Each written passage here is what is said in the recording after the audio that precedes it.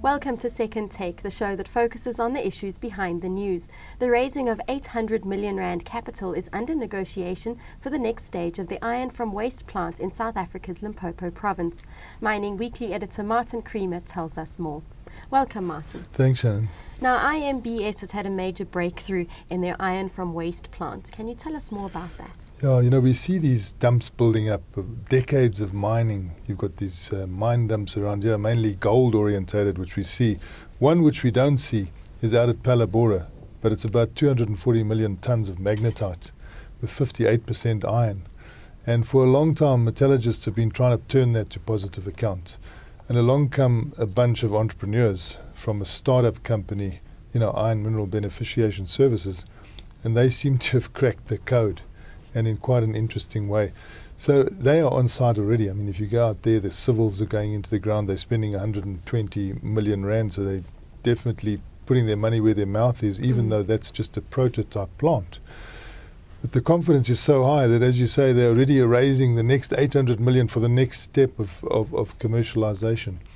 And this is also been prompted by the fact that their technology really is starting to show good effect, and particularly on the energy side. They were thinking they'd have to use electricity, or at least half electricity. They always knew there was off gas that they could make use of as an energy source for their process.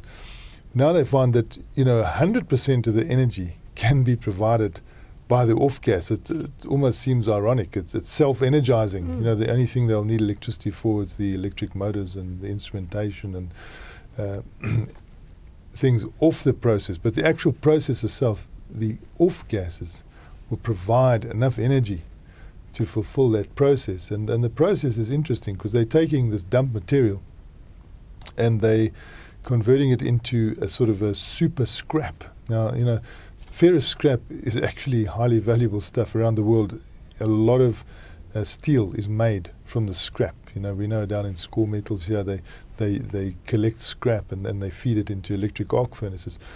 This is a metallic iron, and it can come in granular. They're hoping to get it in granular shape. In the meantime, it's in briquettes, and they're going to feed this into electric arc furnaces. Of course, the normal steel process, the blast, the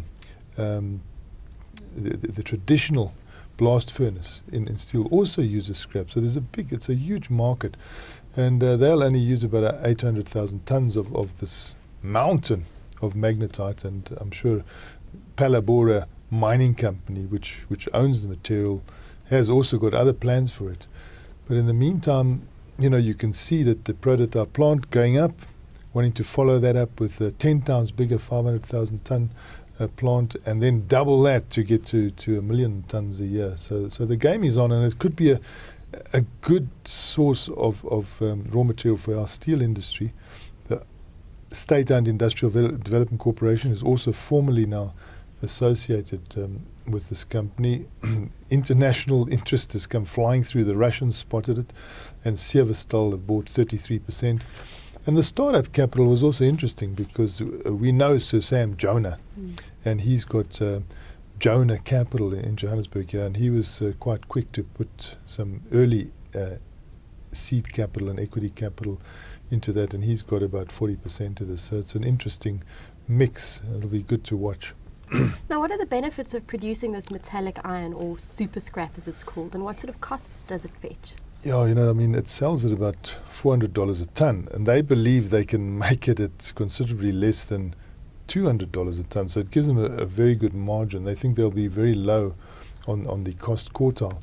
And the demand internally from the domestic steel producers has already begun to manifest itself. Cape Gate particularly, one of the steel makers has been doing tests on this material, and it's a super scrap. You feed it into these electric arc furnaces that many of the steel companies of the world want to use now, particularly in the United States.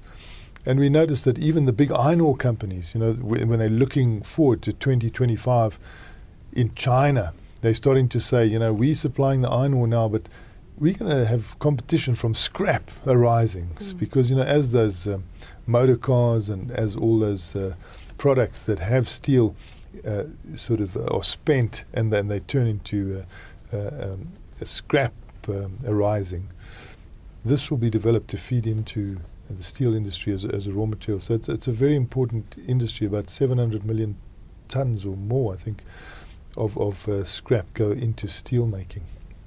Now they're also looking at building a plant in Quebec. What's the news on that one? So it shows, that they linked up with the Russian Severstal. Severstal is a very big steel making company itself.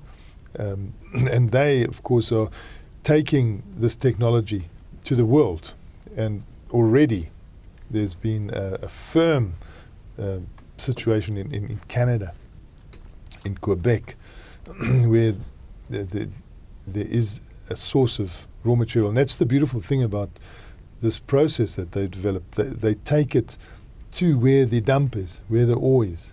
So that changes the whole transport costs and transport economics.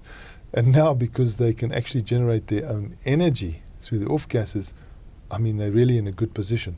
So they're looking to an announcement in the next few weeks about 2 million tons of production possibly coming out of Quebec. And we notice that the Canadian governments, these various provincial governments, they're quite aggressive about attracting a lot of entrepreneurial activity, because I think the Canadians are keen on making sure that they beat the economic global meltdown that we had, then get jobs back into the system. And I find that even other South African companies are going up there doing similar work with mineral sands, to convert it. Because the big market in America is very close. So, you get to Quebec, sometimes you're close to a port, you can get that scrap down to a massive big steel making business in the United States. So your market is close by.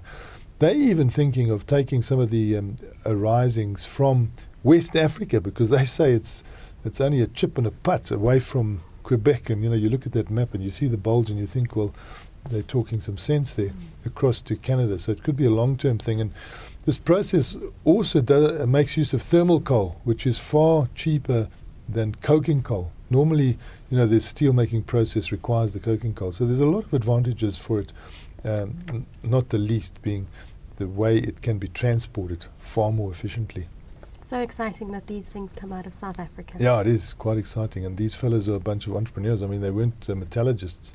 They got into this by default. They actually wanted to try and extract gold and other precious metals out of a dump in the East Rand.